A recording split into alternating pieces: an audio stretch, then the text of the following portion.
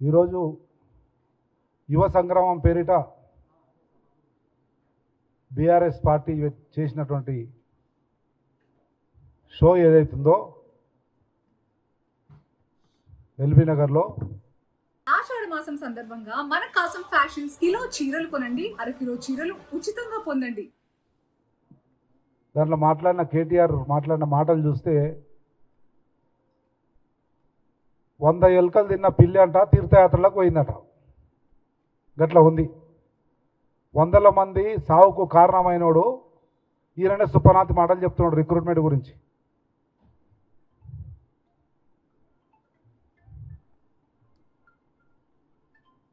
Same అట్లే ఎవరో దుర్మార్గుడు నికృష్టుడు తల్లిదండ్రులను మర్డర్ చేసినాడు, తల్లిదండ్రులను చంపిండట. మత్తుల ఈయనలాక పైసల మత్తులను మందు మత్తులను. కోర్టులో కేసు చివరి అంకానికి వచ్చినప్పుడు వాళ్ళ అడ్వకేట్ తోటి వాదిస్తాడట. తల్లిదండ్రులు లేని పిల్లగాని నేను ఎట్లనే నాకు క్షమించి నా శిక్షను తక్కువ చేయండి అని. తల్లిదండ్రులను చంపింది ఈడే, మళ్ళీ శిక్ష దక్కియండి, తల్లి తండ్రి దిక్కులేని అనాథని అంటాడు. అట్లా ఉంది కేటీఆర్ గారు ఈరోజు మాట్లాడే సుపనాతి మాటలు. ఈ ఎతిప్రాసల మేళవింపుతోటి అచ్చిపుచ్చి చెమ్మా చెక్క చెప్తే నమ్మే పరిస్థితుల్లో లేరు తెలంగాణ యువత కానీ, విద్యార్థులు కానీ, నిరుద్యోగులు కానీ అన్న విషయాన్ని గుర్తు చేస్తా ఉన్న తారక రామారావు గారికి. ఒకవేళ ఈ మోతేవాళ్ళు 10 సంవత్సరాలు ఒకవేళ నిజంగా ఏ నీళ్లు నిధులు నియామకాల పేరిట జరిగిన ఉద్యమంలో అనేక మంది యువకులు, విద్యార్థులు, నిరుద్యోగులు చేస్తే వచ్చినటువంటి తెలంగాణ రాష్ట్రంలో మీరు ప్రధానమైనటువంటి నిరుద్యోగ సమస్యను నిర్లక్ష్యం చేసినారు కనుకనే ఈరోజు దౌర్భాగ్య పరిస్థితి ఉంది. నువ్వు పెద్ద పోటుగాని అయితే 10 ఏళ్ళు నువ్వు సరైన రిక్రూట్మెంట్ చేస్తే ఈరోజు ఈ పరిస్థితి ఎందుకు వస్తుండే? ఈరోజు ఉద్యోగాలు అడిగే పరిస్థితే రాకపోతుండే. నువ్వు చెప్పిన ఇంటికో ఉద్యోగం, నీవు నీ అయ్య చెప్పిన ఇంటికో ఉద్యోగం ఇచ్చింటే ఈరోజు ఎవ్వరు కూడా ఉద్యోగాలు అడిగే పరిస్థితే ఉండకపోతుండే, వేకెన్సీలే ఉండకపోతుండే, అన్నీ ఫుల్ ఉంటుండే, నిండు కుండలాగా ఉంటుండే. అన్ని డిపార్ట్మెంట్స్లో ఉన్నటువంటి ఉద్యోగాలు నిండు కుండలాగా ఉంటుండే. మీరు చేసిన నిర్వాహకం వల్ల 3 లక్షల ఉద్యోగం ఇడిచిపెట్టి వచ్చినా అమెరికాలో అని చెప్తావు కదా పోటుగాడు. 3 లక్షల ఉద్యోగం విడిచిపెట్టి వచ్చిన వీడ ఉద్యోగం కొరకు మన ఆయనకు తోడుగా ఉండాలని వస్తే 3 లక్షల కోట్లు ఎట్లా వచ్చినాయి రూపాయి నీకు? సంపాదనల పడి, అవినీతిలో పడి, కుటుంబ సంపాదన పెంచుకుంటూ ప్రజలు, యువకులు, విద్యార్థులు, రైతులు, వ్యవసాయం ఇదంతా మర్చిపోయారు కనుకనే నీది పెరిగింది, ఇడ తరిగింది. ఉద్యోగాలు నిండలే కానీ నీ బీరువా నిండింది. నీ ఫామ్ హౌస్లలో డబ్బు సంచులు నిండినాయి కానీ ఉద్యోగాలు నింపలే. అందుకే ఈరోజు దౌర్భాగ్య పరిస్థితి. అది కూడా గౌరవ ముఖ్యమంత్రి ఎల్బీ నగర్ స్టేడియంలో ఆ రోజు ప్రియాంక గాంధీ చేత విడుదల చేసినటువంటి యూత్ డిక్లరేషన్ ఏముందో ముమ్మాటికి ఆ రోజు సభాధ్యక్షత నేనే వహించిన ఆనాటి పిసిసి అధ్యక్షులు ప్రస్తుత ముఖ్యమంత్రి రేవంత్ రెడ్డి గారు చెప్తే ఆ రోజు సభాధ్యక్షుడు నేనే చెప్తున్నా. అదే ఎల్బీ నగర్ స్టేడియం సాక్షిగా నీవు చెప్పిన కారణం చెప్పినాం. బరాబర్ చెప్పింది చెప్పినట్లు తూచా తప్పకుండా 70,000 ఉద్యోగాలు పూర్తి చేసిన ఘనత భారతదేశంలోనే 29 రాష్ట్రాల్లో తెలంగాణ రాష్ట్ర ప్రభుత్వము ప్రజాపాలన రేవంత్ రెడ్డి గారి ముఖ్యమంత్రి ఆధ్వర్యంలోనే జరిగింది. ఇంకా వడివడిగా జరుగుతుండే కానీ మీరు పెట్టిన అనేక సాంకేతిక కారణాలు, పరిపాలనా కారణాల వల్ల అడ్డంకులను తొలగించుకుంటూ ఇంతవరకు చరిత్రలో ఎప్పుడు లేనిది, భారతదేశంలో ఏ రాష్ట్రంలో లేని విధంగా 70,000 ఉద్యోగాలు ఇచ్చిన బిడ్డ లెక్క పెట్టుకో. నేను చూసిన మాట్లాడుతుంటే 70,000 ఉద్యోగాలు ఇచ్చినట్టు చూపిస్తే ఆయన రాజకీయ అవన్నీ ఆల్రెడీ సన్యాసుల్లో ఉన్నవారు నాయన. ఎంపీ సీట్లు 0, ఎమ్మెల్యే సీట్లు లేదనకుండా ఉన్నాయి. గవి కూడా ఇంత అవుతాయి. అయినా కానీ చెప్తున్నా, ఎల్బీ స్టేడియంలో 70,000 మందిని తీసుకొచ్చే బాధ్యత నాది. ఎల్బీ స్టేడియంకు 1.5 2 లక్షలు కట్టే ఉంటుంది ఒక రోజుకు. ఆ డబ్బులు కూడా నేనే కడతా. అరేంజ్మెంట్స్ మొత్తం నేనే చేస్తా, 70,000 మందిని నిలబెడతా. ఒక్క తల తక్కువైనా హెడ్ కౌంట్ చేద్దాం, 70,000లో ఒక్కటి తక్కువైనా నా తల తీసుకుంటా. నీ తల ఎక్కడ పెట్టుకుంటావో చూద్దాం, డేట్ నీవే చెప్పు. ఎందుకంటే నువ్వు పొడుంగాను ఎప్పుడు ఏడబోతావో, స్పెషల్ ఫ్లైట్లల్లో ఏడబోయి ఎంజాయ్ చేస్తుంటావో, ఎప్పుడు ఉంటావో ఎప్పుడు పోతావో తెలియదు కనుక నీ టైం చూసుకొని నీవే చెప్పు. ఏ డేట్ చెప్తే ఏ టైం చెప్తే ఆ టైంకు 70,000 మందిని ఎల్బీ స్టేడియంలో నిలబెట్టి లెక్క పెట్టే బాధ్యత నేను తీసుకుంటా. ఛాలెంజ్ నువ్వు అంగీకరిస్తే చెప్పమని అడుగుతా ఉన్నాం. కాకపోతే చాలా పెద్ద పెద్ద మాటలు మాట్లాడిండు. మా సీఎం గారంట ఏ సీటు కొట్టిండో చెప్పమాను, గోడలకు సున్నం కొట్టిండు. అరే గర్వంగా చేసిన వృత్తిని, వచ్చిన స్థాయిని నిర్భయంగా చెప్పుకునే మునగాడు రేవంత్ రెడ్డి మా ముఖ్యమంత్రి. యాస్ చెప్పిండు ఆ రోజు. ఫైన్ ఆర్ట్స్ చేసిన కనుక, ఫైన్ ఆర్ట్స్ అంటే ఏందో తెలుసుకో. ఫైన్ ఆర్ట్స్లో కూడా డిగ్రీ ఉంటుంది, పీజీ ఉంటుంది, డిప్లొమా ఉంటుంది. బేవకూఫ్ ఆ చదివిన కనుక రాస్తా స్కల్ప్చర్ ఫైన్ ఆర్ట్స్కి సంబంధించిన చెప్పిండు, గోడ మీద రాసినని. సో వాట్, అది మా ముఖ్యమంత్రి నిర్భయంగా ఉన్నది ఉన్నట్లు, చిన్నదైనా పెద్దదైనా తక్కువైనా ఎక్కువైనా చెప్పే నిజాయితీ ఉన్నటువంటి నాయకుడు మా ముఖ్యమంత్రి రేవంత్ రెడ్డి. నీవు మన ఇంటర్వ్యూలో చెప్పినావు కదా, అదేదో యువకులు ఉండేది యూట్యూబ్ ఏదో చేస్తారు చూడు, దాంట్లో చెప్పినావు. నాకు బయోకెమిస్ట్రీ అంటే తెలియకుండే మా నాయనకు చెప్పిన, గుంటూరు మా దోస్తు చెప్పిండే, మా నాయనకు పోయి చెప్తే తీసుకుపోయారు. ఆడ ఈ కోర్సు లేదు, బయోకెమిస్ట్రీ అన్నారు. బయోకెమిస్ట్రీ అంటే నాకు తెలియదు. కానీ ఇక్కడ ఉండాలంటే మా దోస్తుతో పాటు గుంటూరులో బయోకెమిస్ట్రీ ఒక్కటే ఆప్షన్ ఉంది కనుక ఏదో తీసుకున్న తర్వాత అప్పుడు తెలిసింది బయోకెమిస్ట్రీ అంటే ఏందో అని. నీవు సగం చదువు, మీ నాయన నీడలో వచ్చి రాని చదువు నీవు చదివి అమెరికాలో పోయి ఏదో చేసినావు. నువ్వు చిప్పలవాడిని చెప్పుకుంటావా? మా ముఖ్యమంత్రి చెప్పుకున్నాడా గోడ మీద వాల్ రైటింగ్ చేసినా. నిన్నగాక మొన్న కొత్తకోటల విద్యార్థుల సమక్షంలో చేసిన ఇదే కొత్తకోటల గోడల మీద చిన్నారెడ్డికి వాల్ రైటింగ్ చేసిన నేను ఫైన్ ఆర్ట్స్ స్టూడెంట్ కనుక అని నువ్వు చెప్పుకుంటావా? నేను చిప్పలవాడిని అమెరికాలో పోయని. అది నీకు మా ముఖ్యమంత్రికి ఉన్న డిఫరెన్స్. ఏదో మైక్ ఉంది కదా అని చెప్పి, యువకులను రెచ్చగొట్టాలి కదా అని చెప్పి, మళ్ళీ ఈయననే సుపనాథ్ మాటలు చెప్తాడు. మేము రెచ్చగొట్టము, మేము ఉద్యోగ ప్రసంగాలు చేయము, కోర్టు చెప్పింది. నీవు రెచ్చగొట్టే 100 మంది ప్రాణాలు పోవడానికి కారణమై, 100 మంది తల్లిదండ్రుల శోకానికి కారణమై, మానసిక వేదనకు కారణమై, తెలంగాణ రాష్ట్రం వచ్చిన తర్వాత ఇంకా ద్విగుణీకృత కారణమై నీ ఆస్తులు పెరిగినాయి, ఉద్యోగాలు తగ్గినాయి. అందుకే ఈరోజు గోడాడుతూ ఉన్నారు యువకులు, విద్యార్థులు, నిరుద్యోగులు, వాళ్ళ కుటుంబ సభ్యులు. నీవు ఈరోజు నలుగురు ముందరుండగానే మైక్ దొరకగానే అచ్చిపుచ్చి చెప్తున్నావు, మంచి పద్ధతి కాదని చెప్తా ఉన్నావు. అదేవిధంగా జాబులు నిండలే కానీ రాహుల్ గాంధీ జోబులు నిండా. నీవు నీ అమ్మ పొద్దున్న లెగిస్తే నీకు జోబులు చూసుడు, బీరువలు నిండినా లేదా, పచ్చకామెరలో వచ్చినోడికి లోకమంతా పచ్చగా కనబడతాట. అట్లా ఇంక పొద్దుమోకులు జోబులు నిండాయా, బీరువ నిండిందా, సంచి నిండిందా, నా అకౌంట్లో బ్యాలెన్స్ నిండిందా, ఇదే పని నీకు అదే కనబడుతుంది. నిరుద్యోగ యువకులను అడుగు, ప్రిపేర్ అవుతున్నటువంటి చెట్ల కింద పోయి యూనివర్సిటీలో చూడు ఎట్లా చదువుకుంటున్నారో, ఎన్ని రిక్రూట్మెంట్లు అవుతున్నాయో, ఎంతమంది ప్రిపేర్ అవుతున్నారో. సిగ్గుండాలి. 10 ఏళ్ళు ఉన్నావు, ఒక్క గ్రూప్ 1 పోస్ట్ చేసినావా, ఒక్క గ్రూప్ 2 చేసినావా? ఒక్కటే, ఎక్కువ కూడా అడుగుతలేను. ఒక్క రిక్రూట్మెంట్ చేయలే, ఒక్క పోస్ట్ చేయలే. నీవు ఈరోజు వచ్చి సుతపూసలాగా ఏదో ఉద్ధరిస్తా అని చెప్తే ఎంతవరకు సమంజసం? మాట్లాడేటప్పుడు కొద్దిగా 10 ఏళ్ళు అధికారంలో ఉన్నా, మంత్రిగా ఉన్నా, యువరాజుగా వెలిగినా, మాట్లాడేటప్పుడు కొద్దిగా గొప్ప వాస్తవాలతో మాట్లాడాలి అనేటువంటి ఇంకిత జ్ఞానం ఉండాలి. ఇంకానంట అయినా మేము ఇచ్చినటువంటివి వాళ్ళు అపాయింట్మెంట్ ఆర్డర్ 10 సంవత్సరాలు పరిపాలించడం ఆ మాత్రం జ్ఞానం లేదా, సోయి లేదా?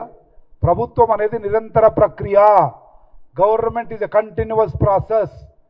5 ఇయర్స్ ఉంటుంది, తర్వాత 5 ఇయర్స్ వస్తుంది. ఏది చేసినా ఆ టెన్యూర్లో ఎవరు ఏమి చేసిర్రు అన్నదే కౌంట్ అవుతుంది. నువ్వు ఇప్పుడు పెద్ద కాదు, ఆ ట్రైన్ తిరుగుతుంది, ఏమంటారమ్మా అది, మెట్రో ట్రైన్ కేసీఆర్ కల్వకుంట్ల కుటుంబం ఆస్తులు అమ్మి ఫామ్ హౌస్లో సగం జాగా అమ్మి మెట్రో తెచ్చినట్టు చెప్తారు కదా. మెట్రో ఎవరు తెచ్చిండ్రా భయ్? మేము గవర్నమెంట్ ఉన్నప్పుడు వచ్చి నువ్వు చెప్పుకుంటలేవు. జెండాని ఊపినావు కదా అందుకని చెప్పుకుంటూ ఆ ఇంకిత జ్ఞానం కూడా లేకుండా మేము తెచ్చినాం అంటే నీ పుట్టుక మీ అయ్యకు ఏబిసిడి రాజకీయం నేర్పింది అదంతా మా కాంగ్రెస్లోనే నేర్చుకున్నాడు అలాంటి మీ జీవితం మొత్తం కాంగ్రెస్కి అయితే it's a continuous process recruitment is also continuous process administration is a continuous process development is a continuous process welfare is a continuous process the tenure whatever the 5 years tenure for government will be counted as their achievements ఈ 5 ఏళ్లలో మా achievement ఇది దాంట్లో ఇవన్నీ లెక్కకు వస్తాయి రేపు 5 ఏళ్ల తర్వాతనో 10 ఏళ్ల తర్వాతనో 20 ఏళ్ల తర్వాతనో మా ముఖ్యమంత్రి గారు చెప్పినట్లు దాని తర్వాత ఏమి మిగిలినా అది నెక్స్ట్ చిన్నలోకి వస్తుంది ఆ ఇంకిత జ్ఞానం కూడా లేకుండా ఓహో ఆహా అని మాట్లాడుతూ ఉన్నావు దాంతోపాటు రాహుల్ గాంధీకి ప్రియాంక గాంధీకి డెత్ డిక్లరేషన్ అంట మా సీఎం గారు చిన్నగా ఏదో పరుష పదజాలం వాడితేనే ఓ ఇది లేకుండా అది లేకుండా ఇక సంస్కృతమైన పదాలన్నీ వాడి ఇవన్నీ ఏమీ లేకుండా ముఖ్యమంత్రి ఆయన ఇట్లా మాట్లాడతారు బుద్ధి జ్ఞానం ఉందారా బేకూఫ్ రాహుల్ గాంధీకి ప్రియాంక గాంధీకి డెత్ డిక్లరేషనా తోడుకలు తీస్తాం బిడ్డ ఏమనుకుంటున్నావు ఈ దేశం కొరకు సర్వస్వం త్యాగం చేసి ప్రాణత్యాగాలు చేసి వచ్చినటువంటి కుటుంబానికి డెత్ డిక్లరేషన్ అంటావు ఇదా నీ కామన్ సెన్స్ ఇదా నీ ఇంత పొడు చదివిన చదువు ఇదే నేర్పించిన మీ అయ్యా పొద్దున్న లెగిస్తే ఎవడన్నా ఏదైనా మాట్లాడితే మళ్ళా సుపనాథ్ మాటలు మాట్లాడతావు నీతులు చెప్తావు రాహుల్ గాంధీకి ప్రియాంక గాంధీకి డెత్ డిక్లరేషన్ అట నువ్వు రాజకీయంగా డెత్లో నువ్వు అది చూసుకో ఇక ఈ మునగాడు అంటాడు నేటికి ఒక లెక్క రేపటి నుంచి ఇంకో నీ లెక్క నీ తొక్క నీ లెక్కలు ఆల్రెడీ తెలంగాణ ప్రజలు చెప్పిండ్రా భయ్ ఎంపీలు 0 ఎమ్మెల్యేలు ఉన్నారు కింద దాంట్లో అటు ఇటు సందుబందులలో చూస్తున్నారు దిక్కులేని పరిస్థితుల్లో ఉన్నారు రేపటి నుంచి ఏం లెక్క ఇంకా పెద్ద గుండుస్తున్నానే నీకు లెక్క ఆ 35 కాస్త 3కి వస్తుంది అది చూసుకో జాగ్రత్త రాజ్యసభ వాళ్ళు ఉన్నారు అది కూడా పోతాయి అది లెక్క అంతకుమించి ఏం లెక్క లేదు ఇంకా ఏమైనా లెక్కలు ఉంటే ఆడ ఈడ దాచిపెట్టుకున్నటువంటి సంచులలో ఉన్న రూపాయలు లెక్క చేసుకో నీ చెల్లెలు ఎంత వేసుకపోయిందో ఇంకా ఎంత మిగిలినాయో నీ బామ్మర్ది ఎంత వేసుకపోతున్నాడో అది ఇంకోటి మీ అన్న తమ్ముడు నవీన్ ఉంటాడు వేసుకపోతాడు అదే లెక్క తప్ప అంతకుమించి వేరే ఏం లెక్క నీ చేతిలో లేదు ఆ లెక్కలు రాజకీయాలు ఎవరి దగ్గర ఉంటాయంటే ప్రజల చేతిలో ఉంటాయి ప్రజాస్వామ్యంలో ప్రజల చేతిలో మన లెక్కలు ఉంటాయి ఈయన పెద్ద లెక్క చెప్తాడట ఏంది లెక్క లొటపీస్ లెక్క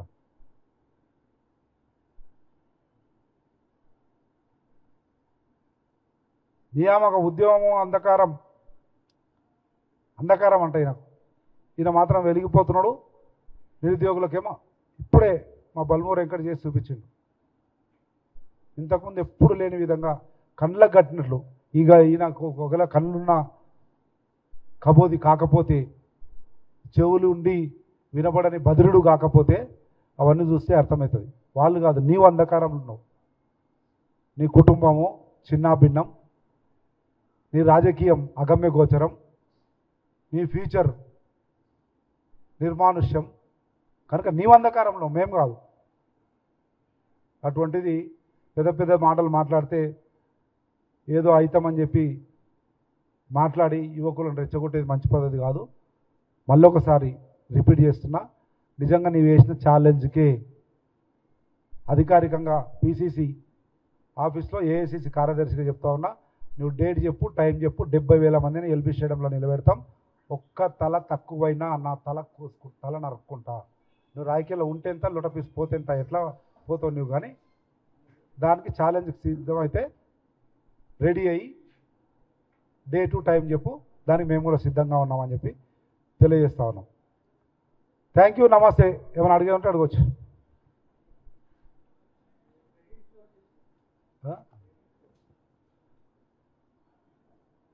తెలంగాణ రాష్ట్రం సర్ప్లస్ బడ్జెట్లో ఉండి వీళ్ళకి అప్పగిస్తే 10 సంవత్సరాలు చోరీ మీదనే ధ్యాస పెట్టి బతికినటువంటి చోరీ మైకంలో ఉన్నటువంటి కల్వకుంట్ల తారక రామారావుకు చోరీయే కనబడుతుంది డబ్బుల చోరీ భూముల చోరీ ఆస్తుల చోరీ అధికార చోరీ ఇవన్నీ చేసి చోరీ మీదే కనబడుతుంది యువకులకు విద్యార్థులకు నిరుద్యోగులకేమో ఉద్యోగాలు కనబడుతున్నాయి అదే నేను ఇంతకుముందు చెప్పింది. ఒకవేళ నువ్వు అట్లా అంటే మెట్రో నువ్వు చోరీ చేసినావు మా దగ్గర.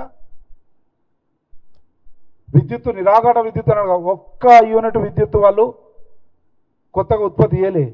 మా విద్యుత్తే అప్పుడు రామగుండంలో 500 ఎక్స్ట్రా అయింది, ఇంకొక 700 ఏమో వరంగల్ డిస్టిక్లో అయింది.